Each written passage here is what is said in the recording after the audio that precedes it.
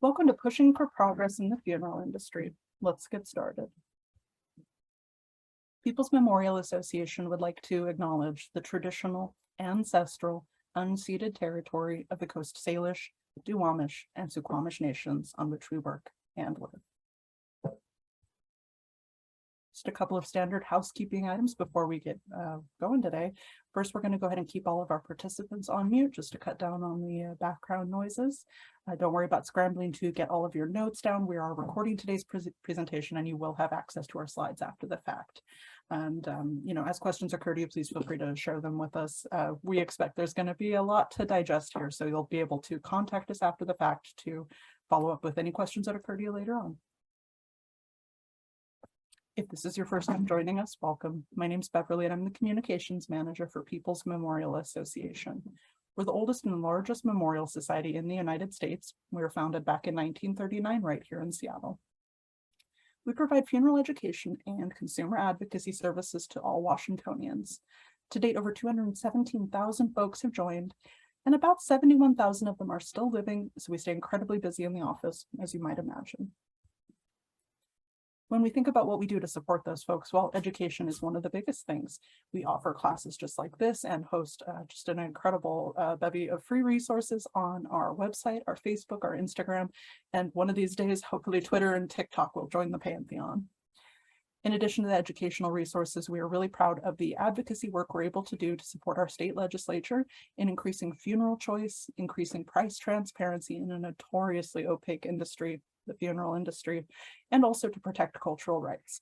We are blessed here in Washington to have an incredible diversity of folks and coming from just all different religions and ethnic backgrounds, and everybody deserves equal access to affordable cremation, burial, aquamation, and natural organic reduction, as well as the meaningful spiritual practices that go along with grieving and celebrating the one you love.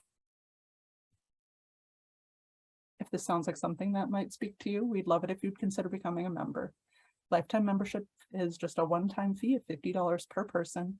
And if the education and advocacy piece didn't rope you in, we got to admit the number one reason people do become members is the potential cost savings. It's very expensive to die in America, and we are contracted with about 25 funeral homes around the state of Washington. And we've pre-screened all of these funeral homes to guarantee you're not going to be coming in the door and feeling completely sideswiped by, high pressure sales tactics. We've pre-negotiated price discounts with these businesses for you to minimize the amount of surprises and just help you feel more in control of the situation. In addition to those funeral homes, we're also contracted with 4 cemeteries here in Washington. And let me think, a pet funeral home, a monuments company, handcrafted urn artisan, just so many wonderful businesses here in Washington that are ideologically aligned with us about making resources affordable and accessible to all. And I would be remiss if I didn't mention a little something called the Co-op Funeral Home. Our funeral home here in Seattle is one of, I think, the only co-op funeral homes in the United States. I heard a rumor there might be one in Minnesota, but for now, it looks like we are leading the way in the United States. This model is becoming increasingly popular in Canada and Europe, but all of the members of PMA do share ownership of this funeral home. And though it sounds like a pretty unconventional model, it's really spoken to folks, and it's become one of the busiest funeral homes in Washington, which I think speaks to the quality of care that people can depend on receiving there, as well as the affordability. And just a heads up, we do have some other upcoming webinars that you might be interested in. All of these are free through a partnership with the Seattle Public Library.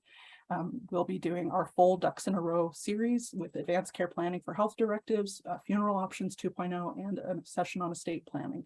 We'd like to offer this right before the holiday season because I can't imagine I'm the only person who goes home for the holidays and gets roped into some real morbid, uncomfortable conversations. And we want to make sure we can empower you to do that as productively and logically as possible, as much as you can. And before we even get started, we just wanted to say thank you. It's community members like you that make PMA what it is. An educational nonprofit with no community to educate or support is not much of a nonprofit at all. So if you feel so moved, we'd love it if you'd consider visiting our website and giving a gift of any size to support the essential work that we do for all Washingtonians. That's kind of our spiel to begin with. I know the real reason you're here is to hear from our executive director, Amanda Stock. Amanda, thank you so much for joining us today. Hi, Beverly. Thank you for having me.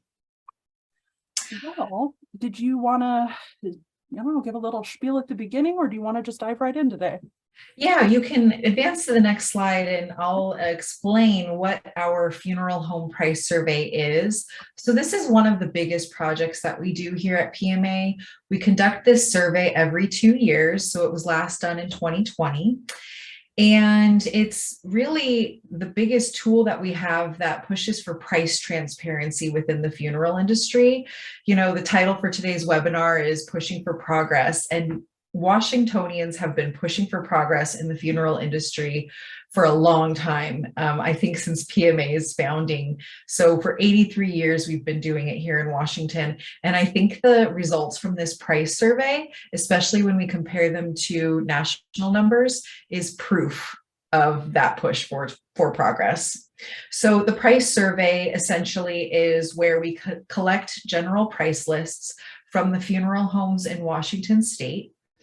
And we organize that price data in an easy to use spreadsheet so that people can compare apples to apples, the cost for funeral services by county in their area. So how do we do that? We had about 8 volunteers this year, plus 2 or 3 staff members working on the price survey. And we start by searching the web for websites for funeral homes. Most of them have websites these days. Then we search to see if their general price list is on their website. We collect it. If it's not there, then we send an email request to the funeral home to see if they'll email us the price survey. If they don't do that, the next step is getting on the phone. So our volunteers have spent hours calling funeral homes, asking them to share their general price list with us. So it's a time-consuming project, and I just kept thinking throughout the entire time, thank goodness an organization like PMA does this, because it's a lot of work. And I can only imagine, you know, we're doing this between the hours of 9 to 5, we're feeling good, we're not dealing with the immediate loss of a loved one or the imminent death of someone in our lives. So it's easy for us to handle this content. So what is it like, I kept thinking, for somebody who is grieving or their loved one is in hospice and they have to search for this kind of information? It makes it so much more complicated. So I'm just really grateful that PMA has been doing this for years. In fact, we just did a big archive project where we looked at the past 83 years of service that PMA has been providing Washingtonians. And it looks like the first price survey was done way back in 1977. So that was pretty cool. At some point, the Seattle Times picked it up, and that really helped popularize this tool and made people aware that it exists.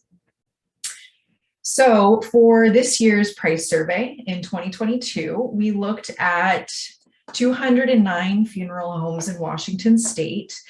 And at first, we were going to look at funeral homes, even if they took care of just two people throughout the whole year.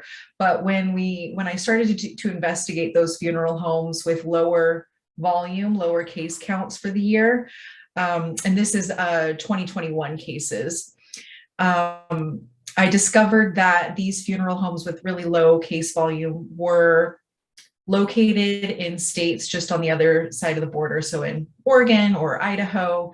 So, and that's where the bulk of their business was being done in another state. So I ended up not including them in our survey. So the funeral home with the least amount of case count this year in this survey was 14 cases handled in 2021. This year, 53% of funeral homes posted their general price list on their website, which is up from 51% in 2020 and up from 27% in 2016.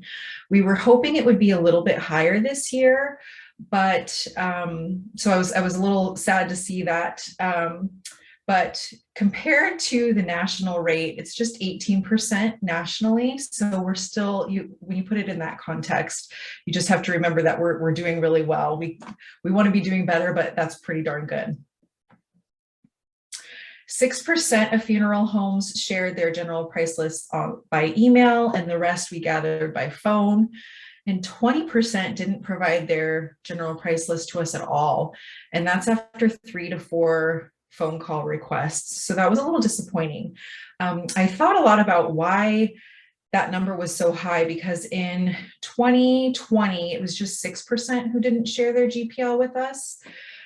But I have to remember 2020 was such an unusual year. We were conducting this at the start of 2020. It was released in the fall of 2020.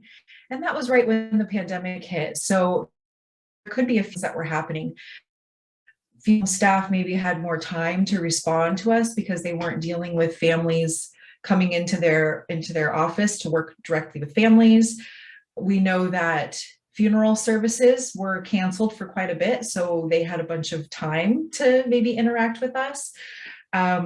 Also, I mean, it was the start of the pandemic, so maybe they wanted to make sure that their business was on our price survey because it's marketing for funeral homes. So I'm only theorizing here, but it could be any of those things. So this year we're sort of back to normal at 20% of funeral homes not providing their GPLs with us, because in 2018, the previous like regular year, if you will, it was 31% that didn't share with us. So there's some context there for that. I have a question about that, actually. Yeah. You really cited a lot of those good examples that, good theories at least that we have about how COVID has impacted these interactions with funeral businesses. Under normal circumstances, are there reasons that funeral homes might be reticent about sharing this information, or maybe things you've heard? Yes, so this year in particular, we did get some feedback from funeral home staff. They didn't want to share their price list because they would prefer the family come in and speak with them so that they could engage with them and really provide that unique custom service. And I understand that, but you also have to wonder what's the sales pitch behind that. That was really the biggest piece of feedback that we got.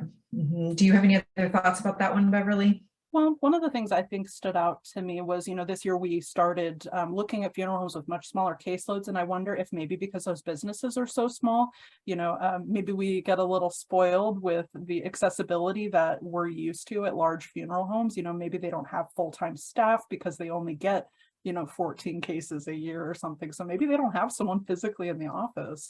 That's right. Thank you for bringing that up. A lot of funeral homes don't have staff in the office, especially rural communities. Even I've heard of a funeral home in Bellevue, which is a very busy part of town. They don't have staff there Monday through Friday, 9 to 5. It's more of an appointment basis. And that was pre-pandemic. I'm not sure how they've changed since then, but that it's definitely not normal to always have staff in the office available to speak with somebody.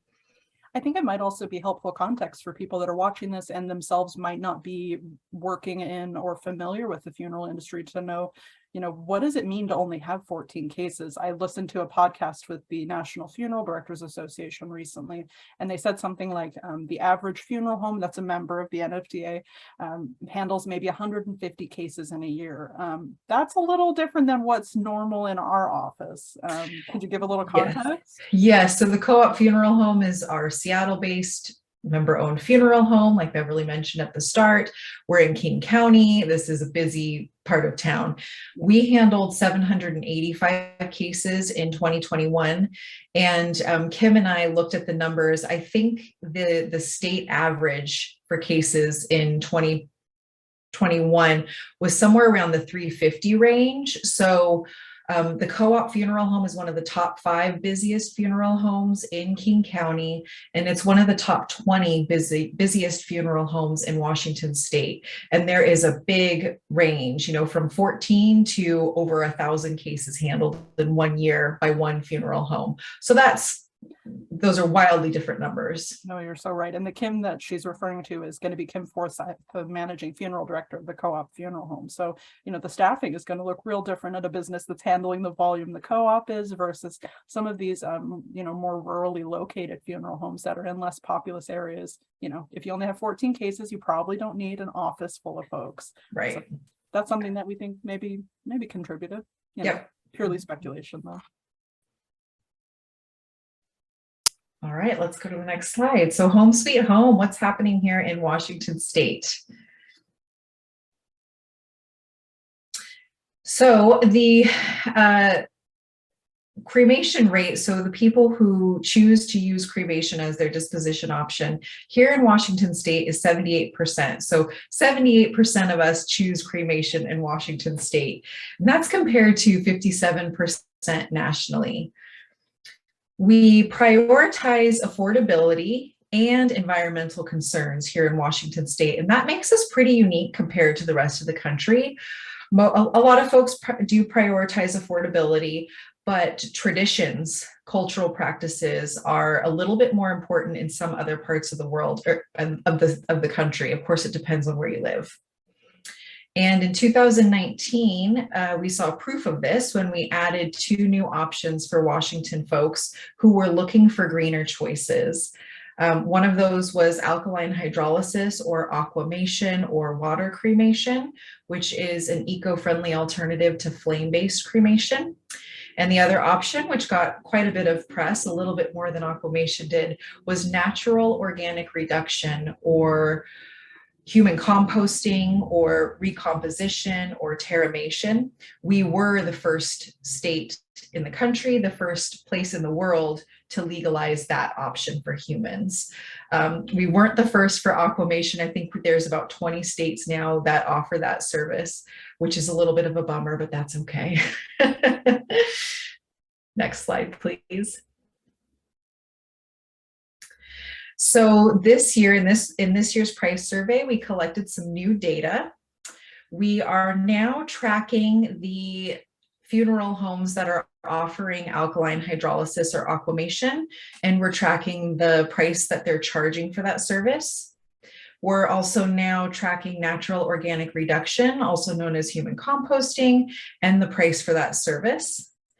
And then we're also tracking special pricing for children's care. So does a funeral home have a policy in writing on their general price list for reduced or no cost services for minors or children up to, I've seen different things up to age 14 or all the way up to age 18. We'll take a look at that a little bit later. Okay, so let's get into the numbers. And again, Beverly will be sharing the recording and the slides, so you don't have to feverishly take notes here. Our price survey will be up on our website in the next few weeks, so you'll be able to get all of these numbers down in writing there. These are sort of the top findings that we're sharing today.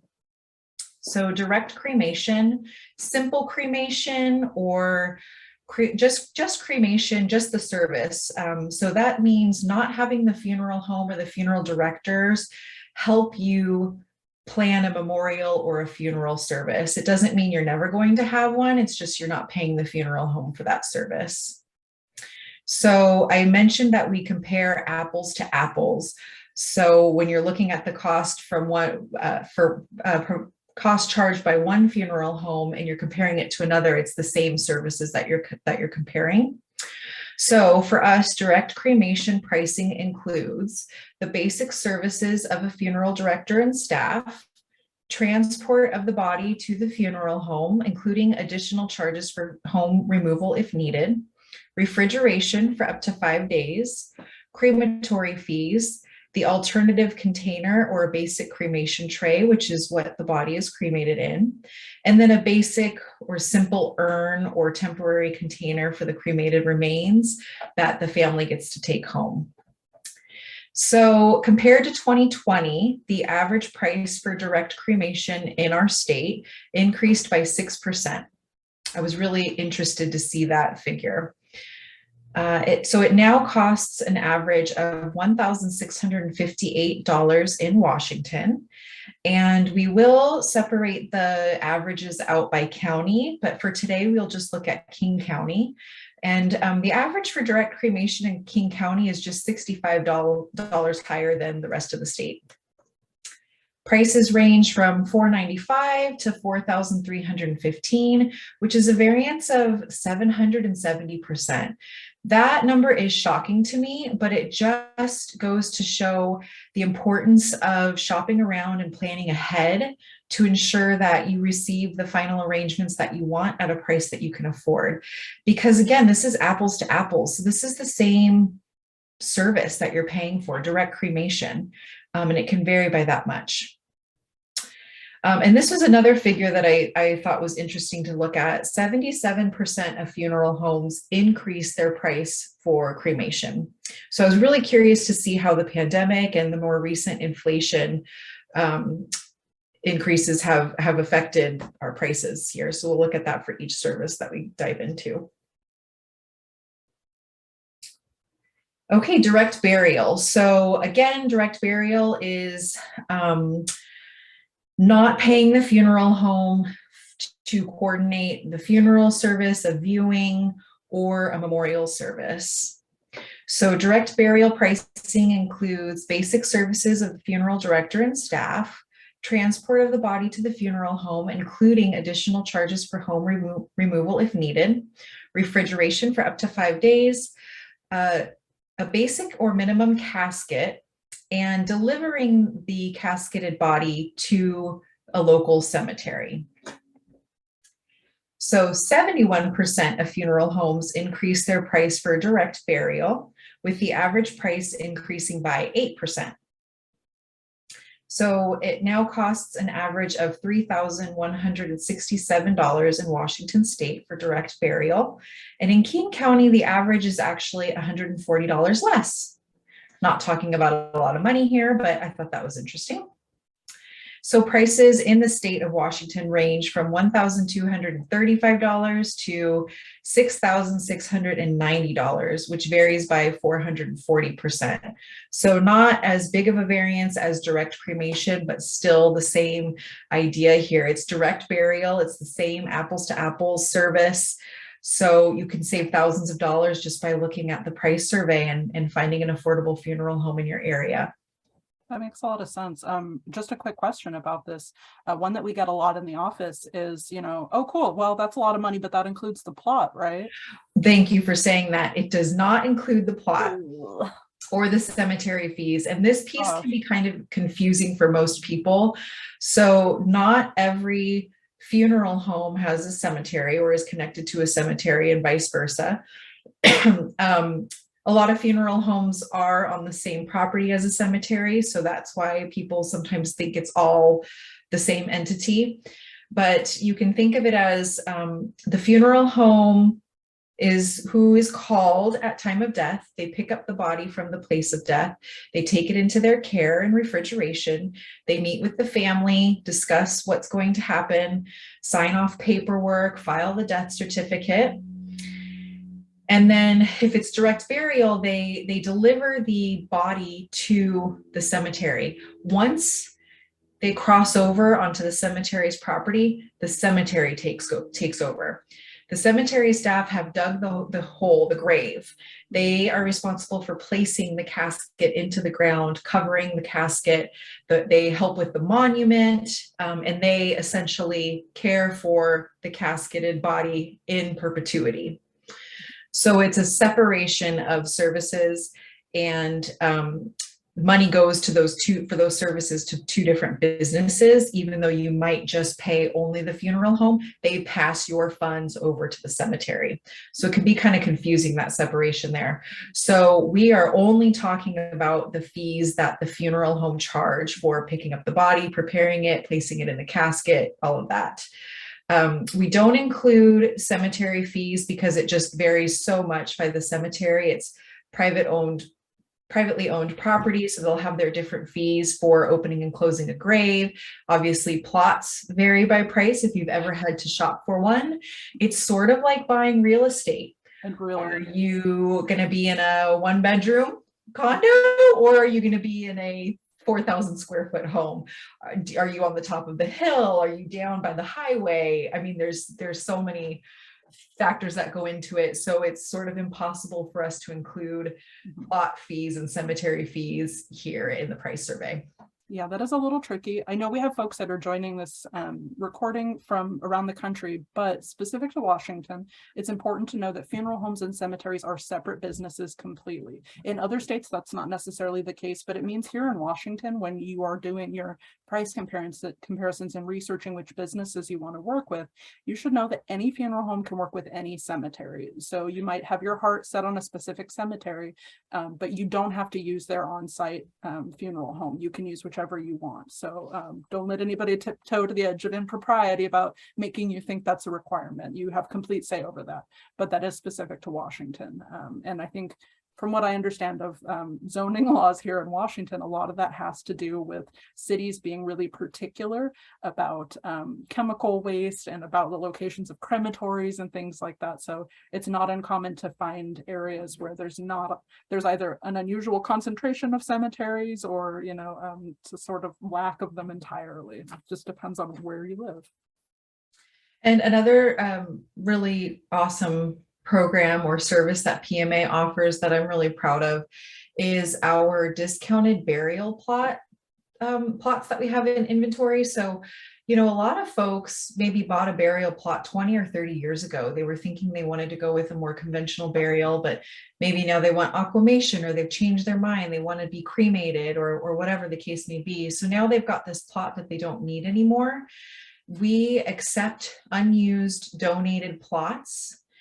The donor gets to write that off on their taxes for the market value of the plot, and then we turn around and sell it at a 65 to 70% discount. So we are helping folks locate affordable burial plots as well. That's wonderful. Thank you. Okay, and the next service that we looked at was complete funeral service. So this is sort of choosing everything: embalming, paying the funeral home to help with the viewing and the funeral service, having the procession to the cemetery, having the graveside service, so the complete burial service. So what's officially included here is basic services of funeral director and staff, transport of body to funeral home, including additional charges for home removal if needed, refrigeration for up to 5 days, embalming, dressing, casketing, cosmetology, viewing or visitation up to 3 hours, the funeral service, either in their on-site venue or at your house of worship, for example, the graveside, or also called committal service, that's done at the cemetery. And then using the use of their hearse or funeral coach to go to the cemetery, and then a basic or minimum casket as well. So the average price for complete funeral service increased by 12% in the state of Washington. So it now costs an average of $5,674.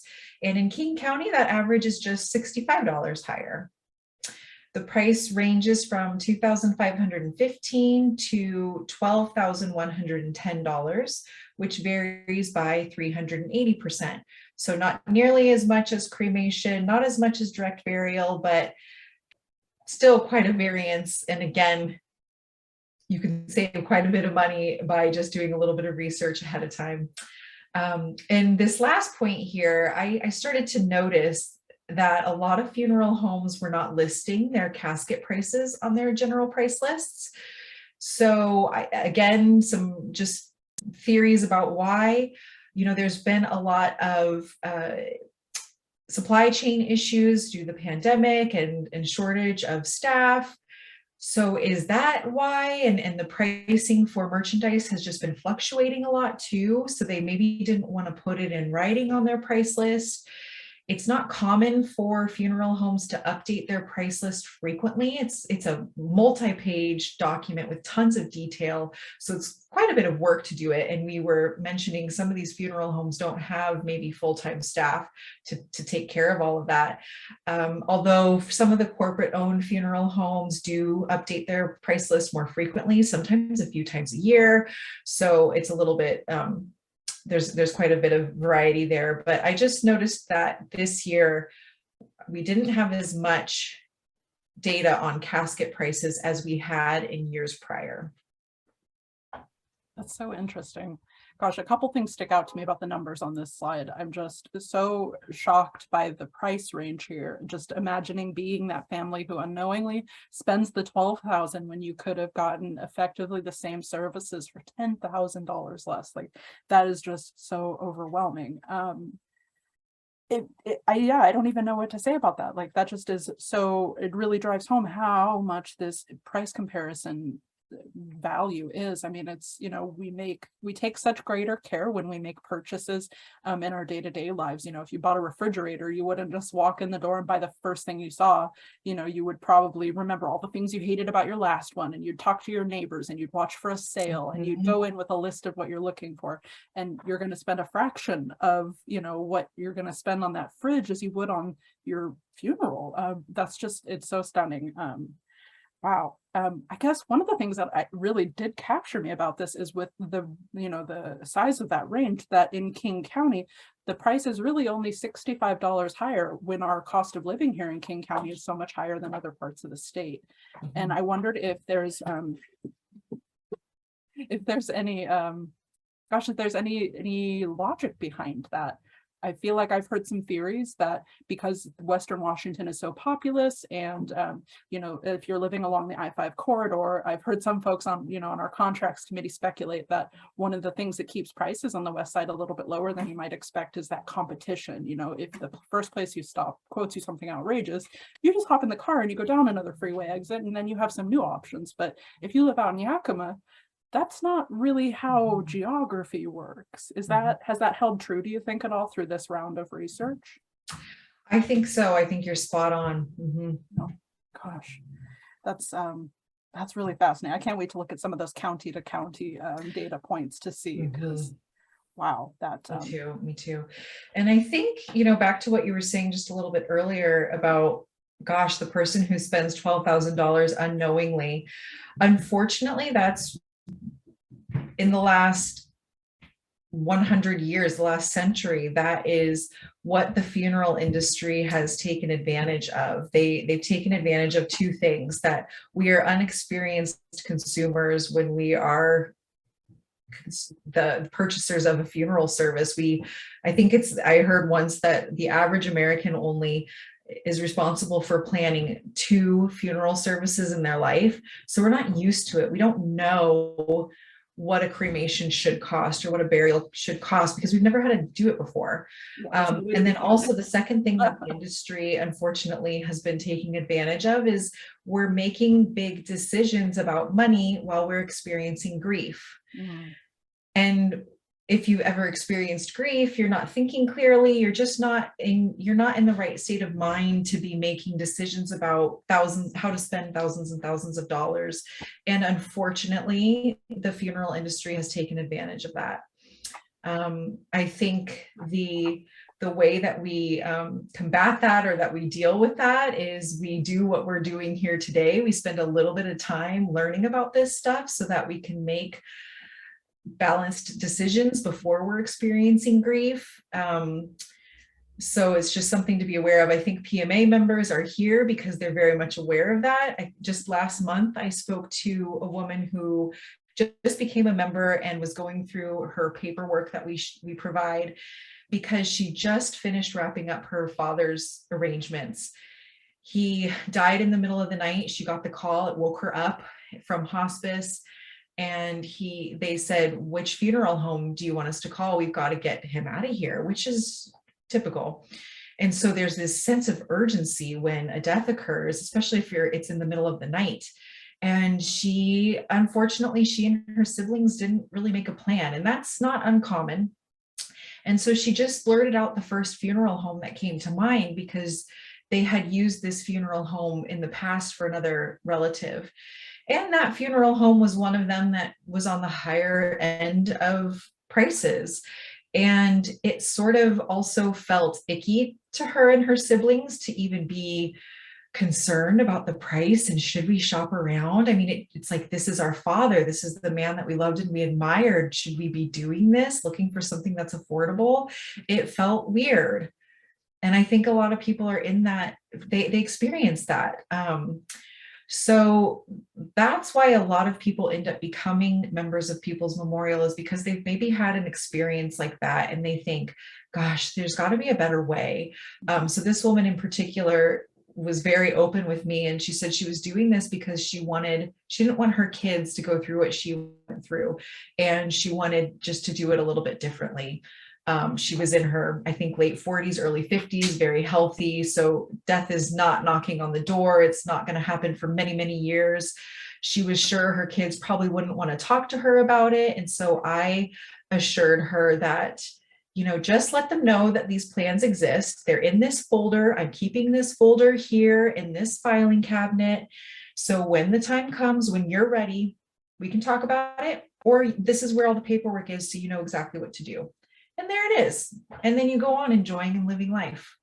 Yeah, that does really help, I think, combat a lot of that anxiety that we're socialized with to treat death like an emergency when it really isn't. And I think that I wouldn't be remiss in saying that there's some businesses out there that rather unethically sort of weaponize that sense of urgency. And when I was the admin answering the phone, I used to always tell people, when someone passes, you don't have to go, get them out the door. If you need some time to say goodbye to somebody, or give your dad a clean shave, or, tuck someone into their favorite quilt, that's your time. So this is a great way to help make sure that in the actual moments after loss, you can focus on what really matters and not be panicking to find paperwork and make decisions.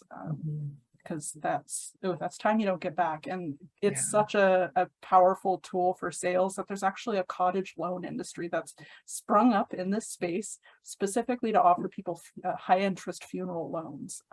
Which, wow, it's really something. We'll have to do a webinar about that one of these days. Yeah. All right, next slide for you. Yes, please. Thanks. Okay, I can't help it. If I ever do a webinar, I always have to include this slide. This is our community partner, Dion Stromer, who was instrumental in the legalization of alkaline hydrolysis down in Oregon.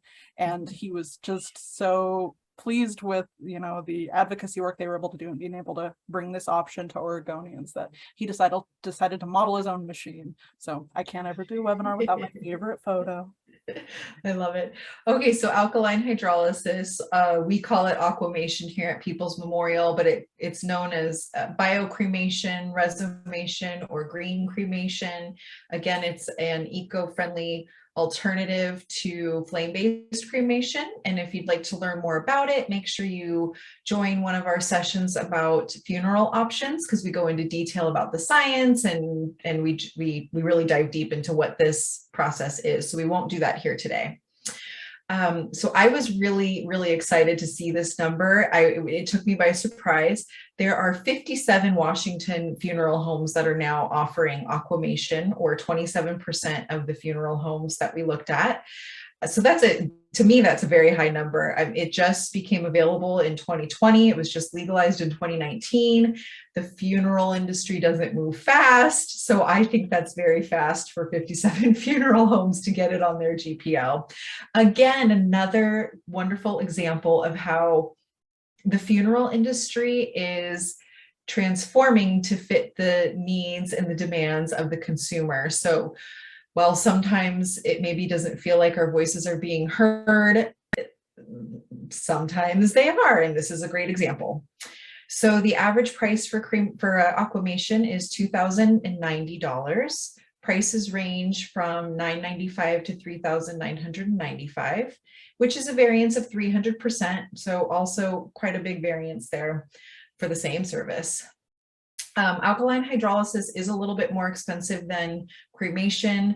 It is a newer service, so that's sort of to be expected. A lot of funeral homes want to, and we do anticipate that it will maintain a little, while it might come down a little bit more as there's more competition, more funeral homes offering this service. We do anticipate that it will remain slightly higher than cremation.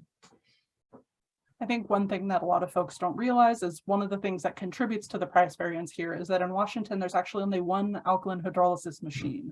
It's in Western Washington. So any funeral home that does offer this service to their clientele is going to have to partner up with that business. And so there's the distinct possibility there might be a lot of travel fees or, coordination that needs to take place between the funeral home and getting you out to Western Washington where that facility is. So if you pass in Spokane, I think it's safe to say you should expect the cost to be a little higher than if you're here in King County, where it's a lot easier to get there. So maybe as we see the popularity of this grow, more machines will be purchased. It's a pretty big capital cost, but it's clear that even this early on, that's a purchase well worth making. There's a lot of potential business out there for this option.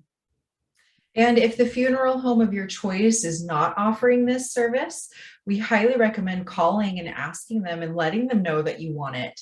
If they hear enough people in their community saying that they want this service, they might consider it. So again, 57 of them are offering it. So if we push for the progress, they will hopefully respond. And next we looked at natural organic reduction, yet another thing I was really excited to see this year. It's also known as human composting, recomposition, terramation. It just sort of depends on which one of the 4 contractors now in our state that you work with, because they're calling it different things.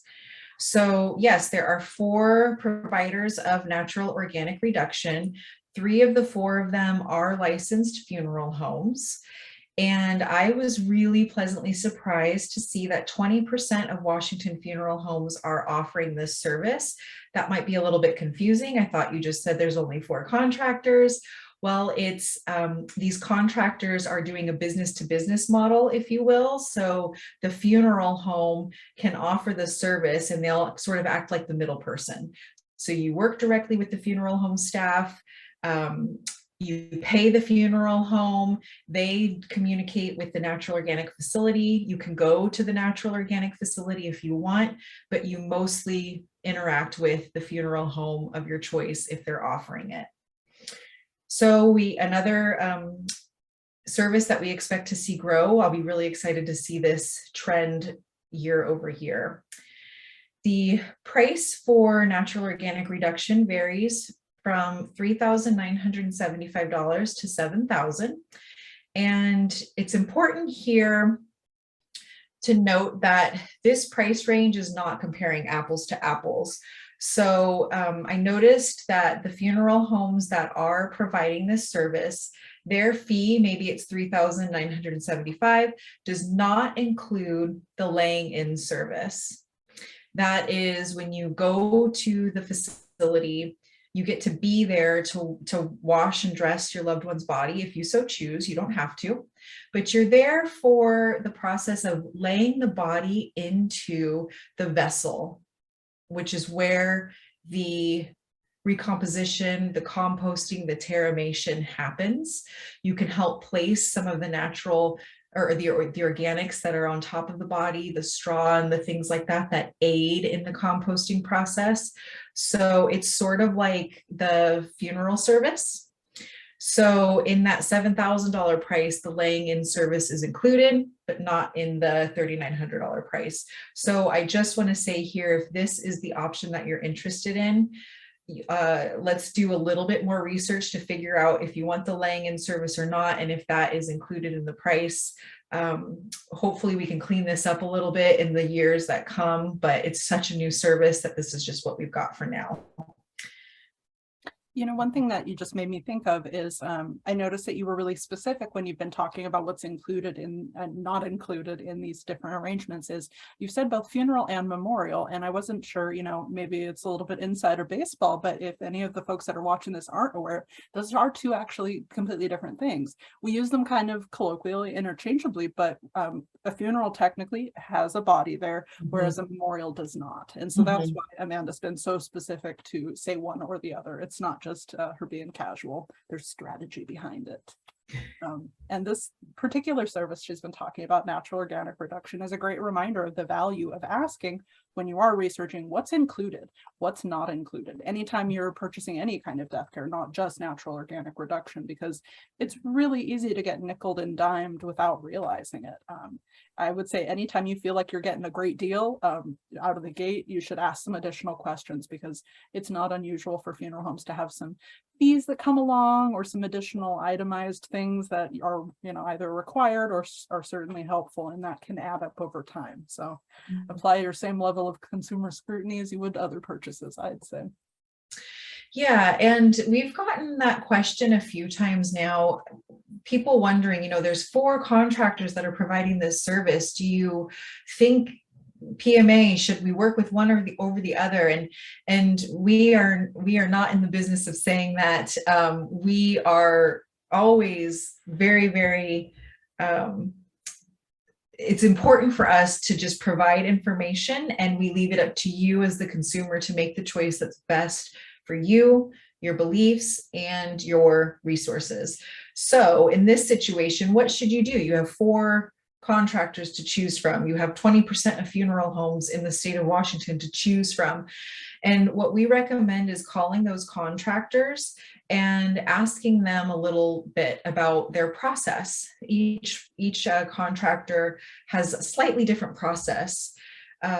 Talk to the staff. Do you get a better vibe, honestly, from one team or the other? So we say they're all great. We would recommend them. It's just up to you. What do you want out of it? What is important to you in the actual process? Because again, there's just slightly different. They're just slightly different. And actually, Beverly, I just remembered we wanted to throw in the links to the PMA website to share the PMA member pricing for cremation and burial. And we do have official contracted partnerships with 2 of the 4 natural organic contractors. So we'll throw those links into the chat if you want to see how PMA membership prices stack up to the averages in the state. Yeah, that can be some super helpful context. Like Amanda said, you probably haven't planned a funeral before, so there's no way you'd know. So we certainly are happy to provide you a little context.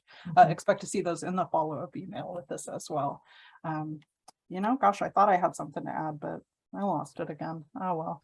All right, next one for you. Yep. All right. So the unthinkable. Needing to arrange for services for a child.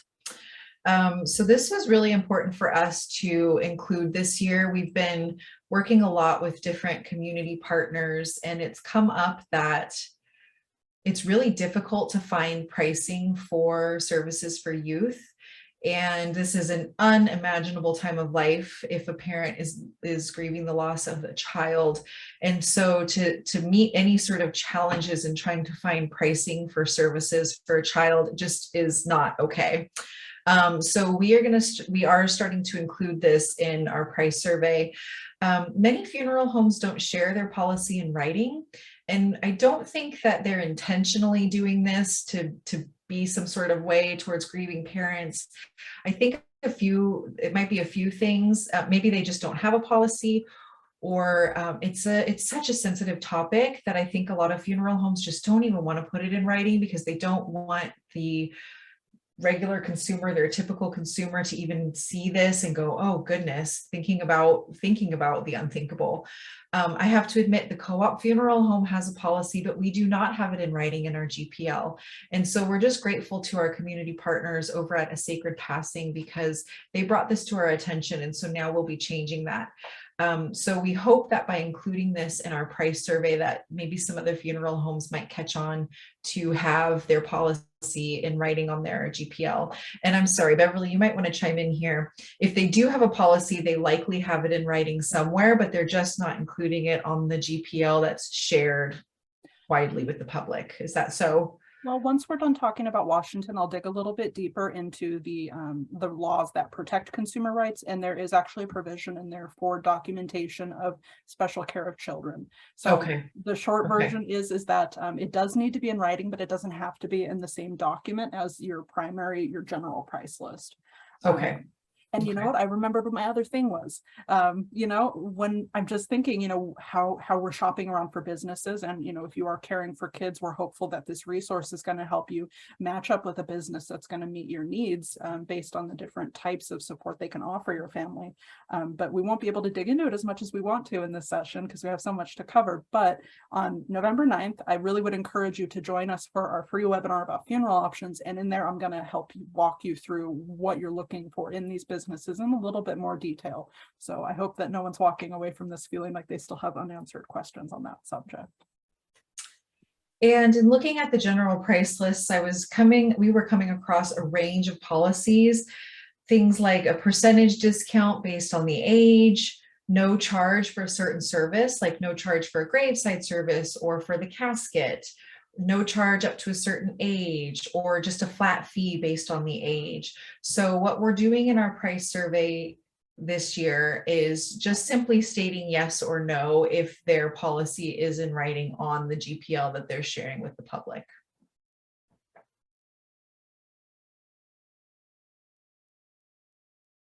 All right, I'll pass it over to you, Beverly, and come back towards the end. Thank you. Oh yeah, you can go take a nap while I talk about federal legislation.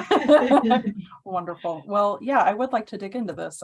As Amanda mentioned, I've been deep in this history project lately, documenting the history of PMA and of the funeral reform movement in Washington. And I came across this amazing quote from local journalist Patty Jones back in 1977. She wrote in the Seattle Sun, "If consumer ignorance is financial bliss to salespeople, then perhaps no industry has it as good as the funeral industry." And this is a very timely article, even though it's, in the 70s, because it was right at the beginning of this huge push to get some federal legislation passed to protect funeral consumers, because as a consumer, you've got rights. So let's talk a little bit about that 1984 funeral rule.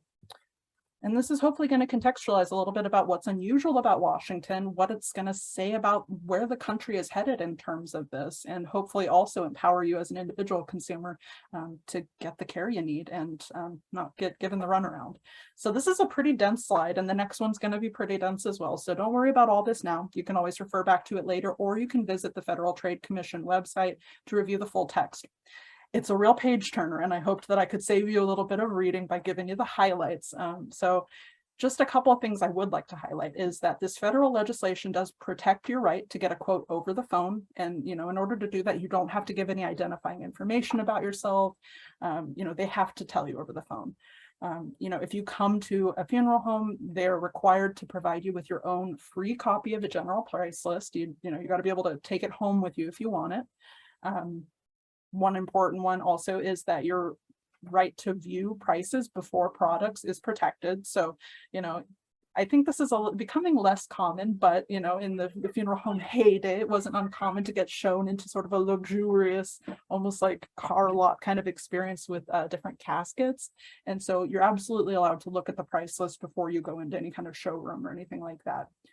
It's really important to make sure that you receive an itemized invoice before you pay so that it's crystal clear to you what you're paying for, because you're not required to do a couple of important things. Let's hit this next slide here. These are the things that are prohibited. And one of the things that's prohibited is that a funeral home can't force you to purchase a funeral package. If you're offered a package that is exactly what you were wanting for, by all means, go for it. But if there's anything on there that you don't want, don't need, it's not going to really jive with what you're looking for, you're allowed to take an a la carte approach to funeral care. And one of those important things is it's not uncommon to be in a funeral home and feel a little uncomfortable with how formal and buttoned up the environment is. And maybe you're looking at the display of urns and you're thinking, gosh, all these, serious, metallic, stoic looking urns were not at all who my dad was. He was an absolute goofball and he would hate something like that. Well, luckily, the 1984 funeral rule protects your right to produce your own urn or casket. And so you can buy those anywhere and produce them for the funeral home. And, they can't refuse to handle your merchandise. They can't charge you a handling fee or try to make you meet the package at the funeral home or anything like that. And I know sometimes people think it's a little bit silly, but humor me on this. Two of the best places to buy these products are actually Amazon and Costco. And the joke I always hear from this is, oh, if I buy a casket at Costco, do I have to buy a pallet of them? No, of course not. Costco comes up a lot because people say they have really great customer service. You know, if you end up with something that's not quite right, or maybe it arrives with some scratches in it, you know, they're really well known for their customer service. Where Amazon is a great option if maybe you have a particular thing you're looking for, or you just want something a little bit more unique and you're not really sure.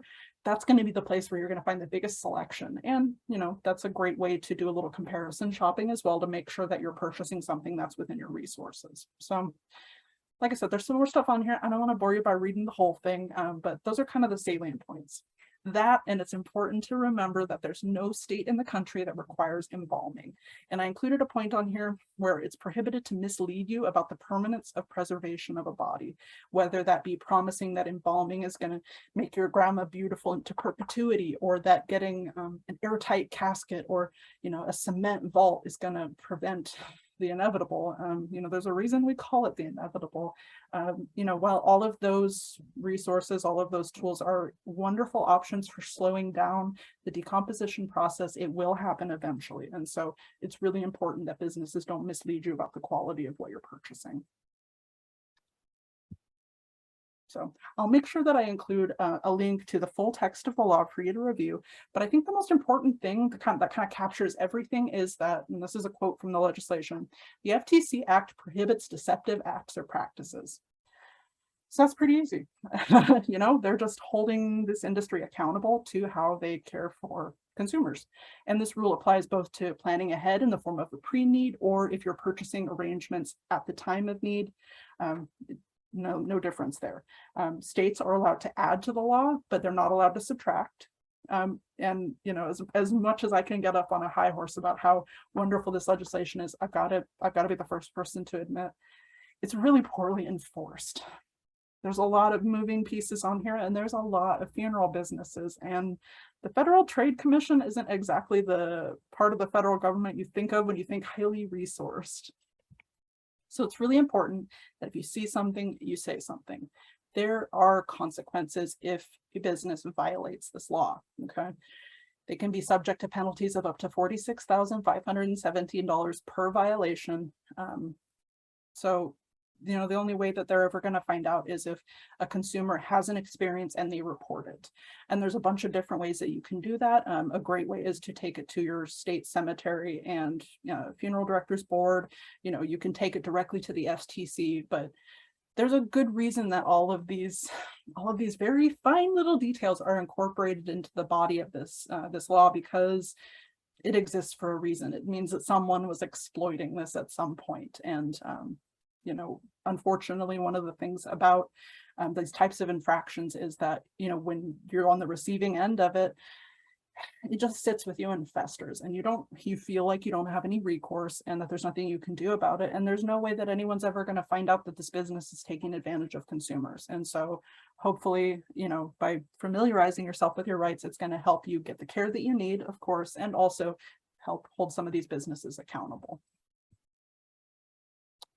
So you don't have to be a mathematician to know, gosh, 1984 was a little while ago, wasn't it? Yes, it's been almost 40 years, and it is maybe time for some updates. So, truth be told, the 1984 funeral rule has been updated once in 1994, which was still a little bit ago. And so there's two pieces that consumer advocates are pushing for. The first is that somehow the cemeteries managed to sort of slither their way out of being covered by the original body of the funeral rule. And it's time to scoop them into this as well. And one of the advantages of that, like Amanda mentioned, that it's all over the place in terms of what administrative fees are and what the costs are and how things are priced. If they got scooped into this legislation, they would be subject to the same kinds of regulations that the broader funeral industry is. And hopefully that would be just an incredible resource to consumers to have a better idea of what it is that they're purchasing, and, you know, if that purchase is the right one for them. In addition to that, something that just seems so obvious, well, a lot of this legislative advocacy is really focused on requiring funeral homes to post their details on their websites. You know, even when we're looking at the Washington numbers, it's easy to think like, it's only like slightly over half. That's not enough by a long shot. And then nationally, folks that are maybe can access 18% of their funeral home prices, That's just not enough. This is placing an undue burden on funeral consumers, especially in light of something like COVID, where a lot of us are still being really careful about how we travel and where we go. And it's just an unreasonable expectation that someone's going to go on, a road trip of sorts, especially in the wake of a loss. Let me go ahead and pull it up here. So a recent study that was conducted actually by the Funeral Consumers Alliance in conjunction with the Consumer Federation of America found that 41% of consumers report visiting only one funeral home and planning a funeral.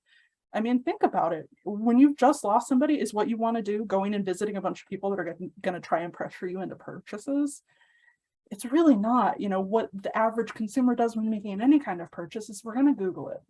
We might talk to some friends or family. Hopefully the person we love has already maybe made some plans, but we don't have the bandwidth to do that kind of thing. We need to be able to pull this information up online and get an idea right off the bat. Is this business going to be a good fit for me or not? Can I afford to even walk in the door?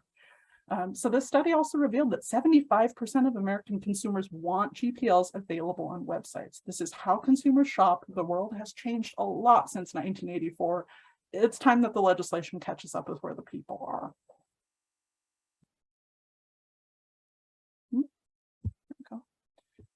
So I think this is a really cool thing that Amanda got to work on for our fundraiser, asking people, what does the future hold with respect to the funeral industry and death care in America? What did you find, Amanda? Yeah, so we had our first in-person fundraising event since 2019 back on October 1st, so just 2 weeks ago. And we asked this question. We wanted to know what people experienced when it came to death care during the pandemic. And this is some of the feedback that we got. So we sort of recognized that we were seeing this trend of people wanting to, or maybe even being forced to during the pandemic, return to participatory death care. And what we mean by that is the loved ones or the family being more involved in things like in caring for their loved one's body after death. So helping to wash the body. Early days of the pandemic, especially in Los Angeles and in New York, when the numbers were just so high of people passing from COVID-19, the funeral homes just they didn't have the capacity to pick up all the bodies. So bodies were left in homes for hours, if not days. So people had to, out of necessity, wash the body or put it on dry ice or refrigerate it or something like that. While if you're forced to do it, people may not want to keep doing that. But what we noticed by speaking with our partners over at one of the natural organic reduction facilities was that when people do choose to go with the laying in service, they want to participate in the washing of their loved one. They want to wash the hair of their loved one, help get them dressed in their final outfit. And this is sort of us going back to the way we used to do it pre-Civil War, when we took care of our own dead rather than turning to the professionals to take care of people, when embalming became so popular and we wanted to sort of mask the realities of death. A lot of people are saying we need to look death in the eye and just face it straight on. We don't want to pretend like it's not here. One quote that I saw from somebody from the event was, "Death is not a medical event," and that really resonated with me.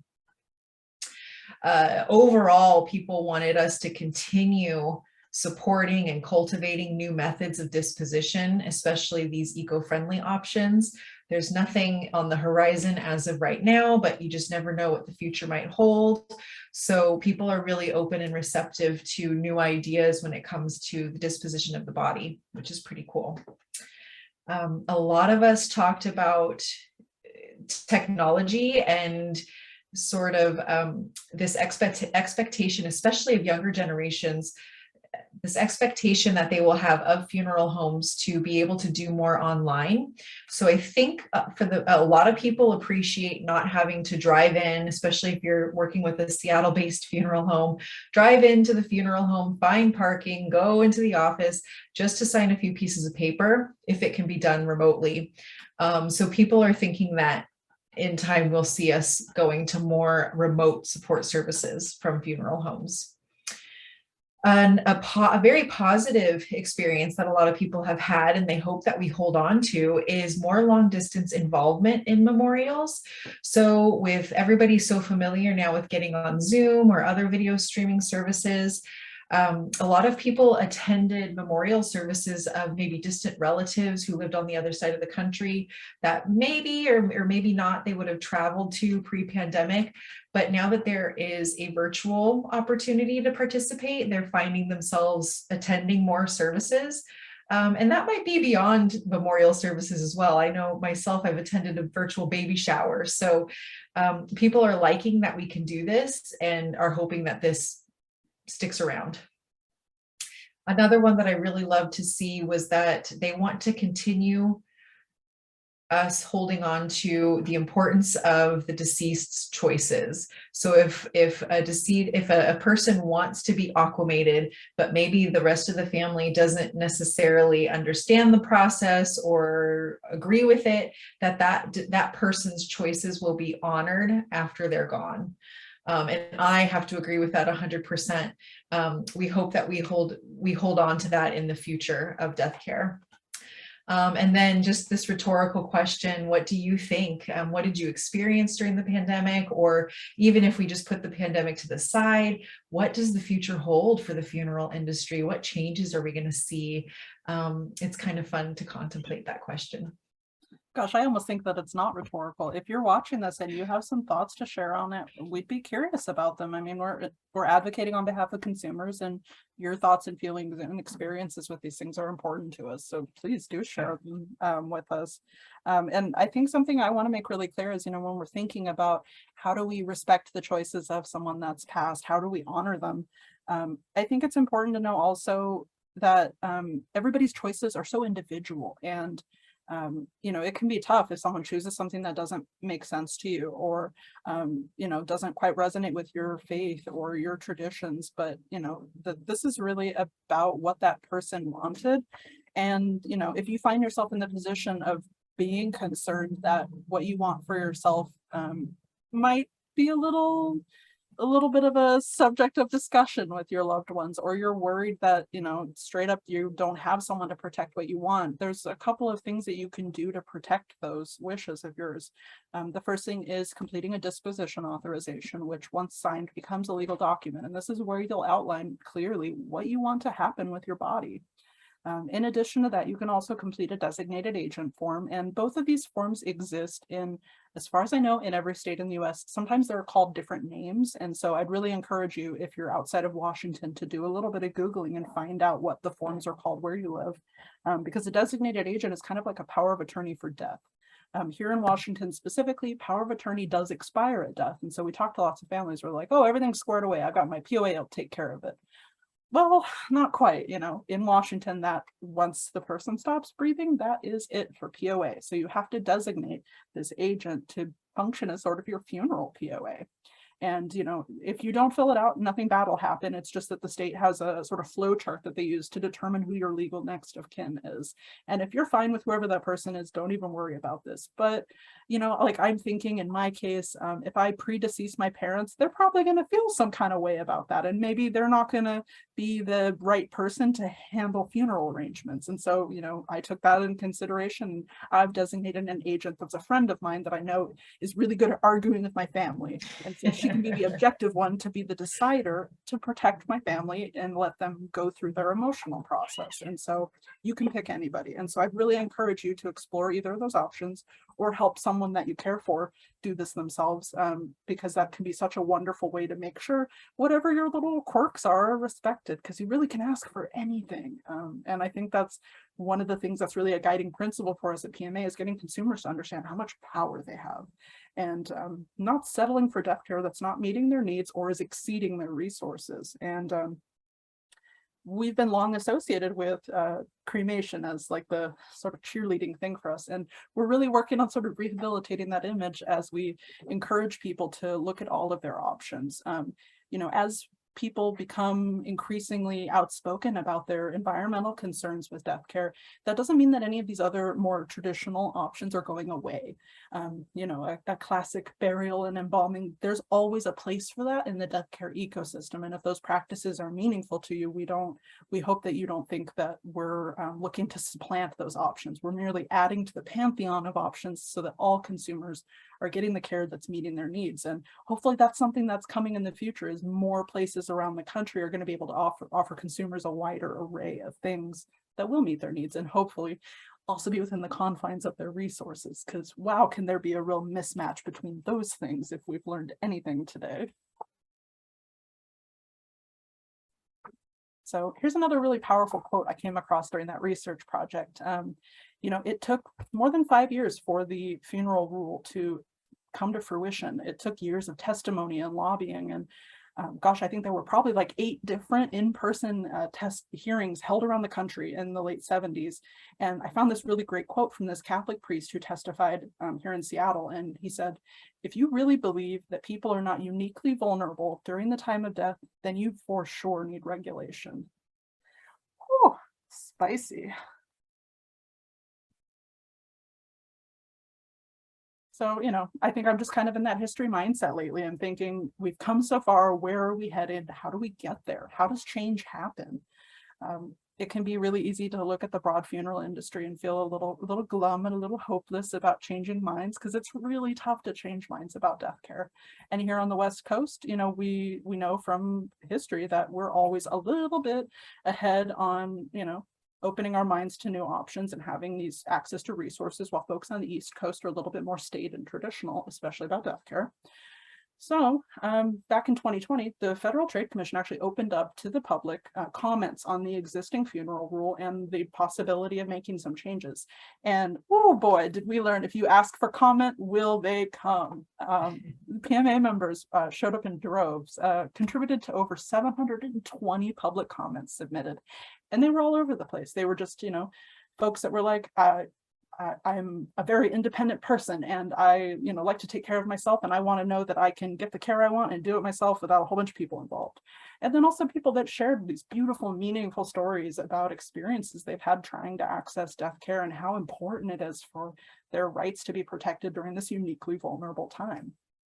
So we know change can happen. It's just awfully slow. And word on the streets is that we can expect some announcements in the next couple of months about what the future of this funeral rule is. We know it's not going anywhere, but we're really hopeful that we're going to be able to expand this to serve consumers better, because that's what this law is for. This law is not for funeral businesses, it's for consumers to be protected from predatory business practices. And Lord knows the vast majority of folks in death care are there for the right reasons. You know, they've probably had a terrible experience of their own at some point, and they get into it because they're moved by their heart to care for someone the way they hoped to be cared for in the past. But all it takes is a couple of businesses to be there for the wrong reason to really exploit consumers for their own financial gain. And those folks deserve advocacy, deserve protection, and deserve to have their rights, you know, set in stone. So, gosh, I think that's our last slide. You know, is there anything that you really wanted to bring up during the course of this, Amanda, that we haven't had a chance to touch on? No, I feel like this was a really great conversation, and I think we shared quite a bit of information. So I think if you're left with any questions, like Beverly said, make sure you reach out to us. Our email is info@peoplesmemorial.org. And that's why we're here, to answer your questions. We've never heard a question too strange or too gross or too anything. This is a challenge. This might be a challenge. Yeah, don't sit at home trying to come up with something. Ask us. That's why we're here. And Washington is just so unique because we have had such a grassroots effort to make sure that PMA exists. So I'm just really proud to be here. We're celebrating 83 years. It's because of people like you who are willing to show up and learn about this stuff. So we really have something to be proud of here in Washington State, because like we've seen, we are very different from the rest of the country. There's a lot more to do, but we can take a minute to really just acknowledge how far we've come and be grateful for those who came before us that have put in a lot of effort for this. No, absolutely. Our heads are really looking back, looking forward, and trying to be hopeful, because we've got to be hopeful in order to show up and do this work every day. So if you're looking to get involved in your own way, I'd really encourage you, if you're not here in Washington, do a little bit of research and see if there's some memorial societies or consumer advocacy groups in your neck of the woods, because it's not a new subject. It's just not as openly talked about as maybe we might like. But, you know, with some of these big developments, like the advent of human composting, these issues are finding their way into the news, into the popular discourse, into our podcast circulation. So people are curious and they want to learn. And I bet you can find some folks that are on the same wavelength as you, that, you know, we know that it's grassroots activism that makes these changes, and you can be a part of that. So please contact us. You know, if you have questions about this stuff, you can also give us a call at 206-324-0489. But email does tend to be the quickest way to get in touch with us. Our admin, Jessica's got the fastest typing fingers in the West. So we are, you know, we're open to your questions. And if we don't know, I bet we've got a friend somewhere around Washington that can help you get an answer to your question. So thank you so much for joining us. We know this is just a tsunami of information. So hopefully it'll empower you to get the care you need. Gosh, because, ooh, it can be an uphill battle sometimes, but it's worth it to get what you need. All right. Well, thank you, everyone. Bye. Thank you.